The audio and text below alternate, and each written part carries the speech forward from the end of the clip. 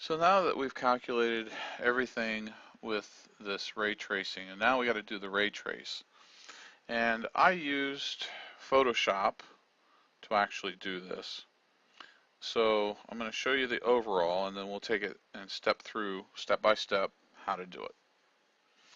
So this is the culmination of everything with the ray trace, and it looks kind of messy, but let's take it steps at a time. So let me start shutting layers off here, and then I can add things back on.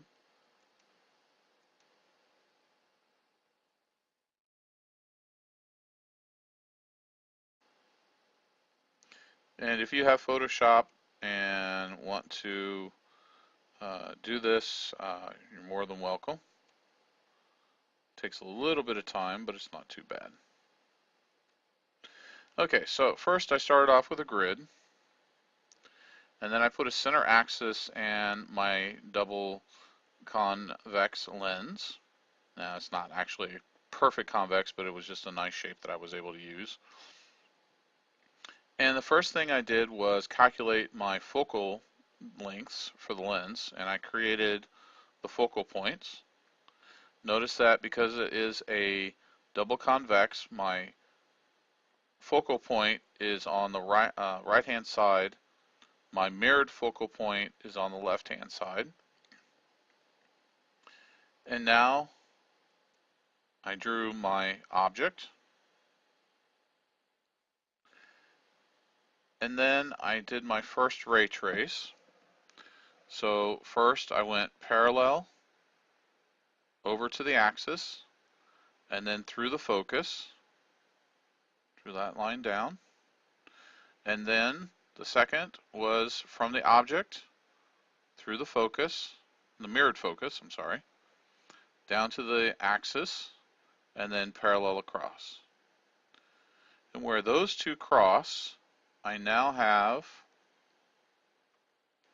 my image.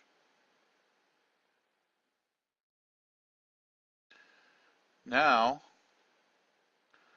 my image becomes my object for the second lens.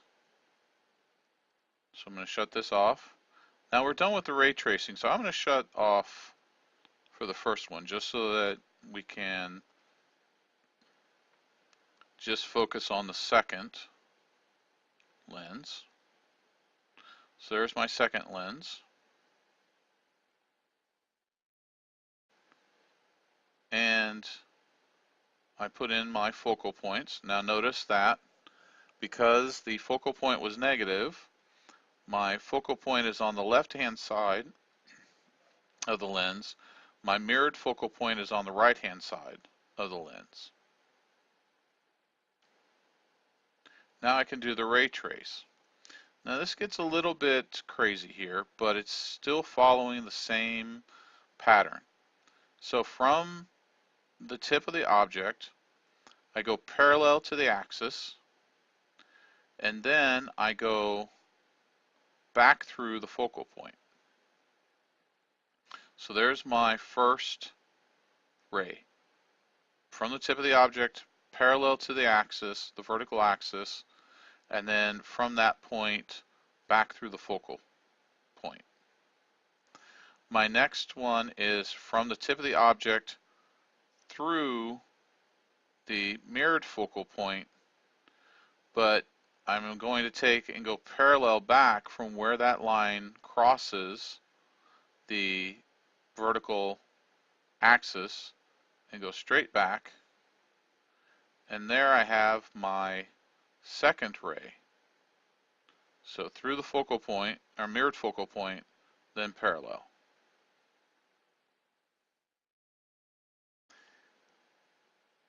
And that gives me the image. It's actually really close to the object. Very close.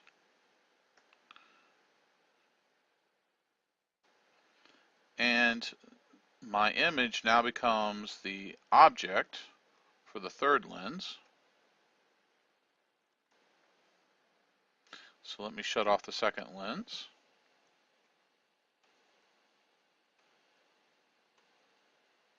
And let's work with a third. There's my lens. Put in my focal points. Do my ray trace. So first, from the tip of the object, I go parallel, and then through the focal point. For the second, I go from the tip of the object through the mirrored focal point, but because my focus is negative, I'm going to have to go from that vertical axis back to the left. Where those two cross then is where my image is going to be. So then I can draw my image. Now this is very small. Remember that our magnification was only negative 1.35, so it's very, very small. But this drawing, other than the lenses are not to scale, but everything in this drawing is to scale. So let's take a look at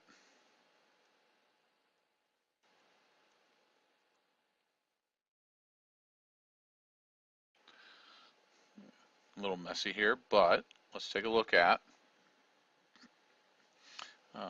actually I'm going to turn these two off. Okay. So notice that my object is pointing up, my image is pointing down because the fact that the magnification is negative.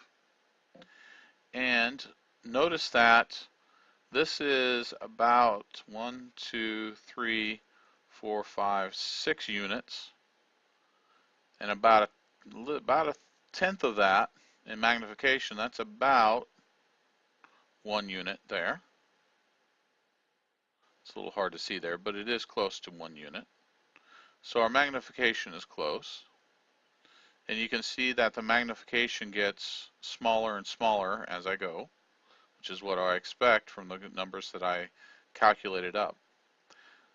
So this image, this ray tracing, is what I would like to see for the homework assignment.